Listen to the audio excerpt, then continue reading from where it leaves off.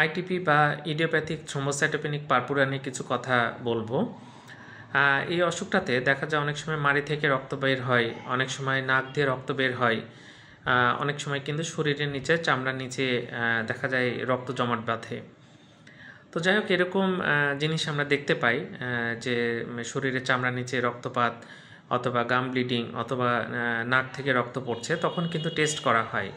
সহজ কিছু টেস্ট করে কিন্তু ডায়াগনোসিস করা যায় এবং মেয়েদের যদি এটা পাওয়া যায় তাহলে কিন্তু এসএলই আছে কিনা সেটা অবশ্যই টেস্ট করে দেখা উচিত।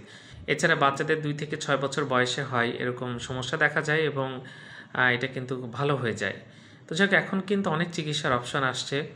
আমরা স্টেরয়েড দিই, এছাড়া কিন্তু সিরোলিমাস বলে ওষুধ পাওয়া যায়, এই ধরনের ওষুধ দিই, ট্রম্বোপ্যাক, এই ধরনের ওষুধ পাওয়া যায়।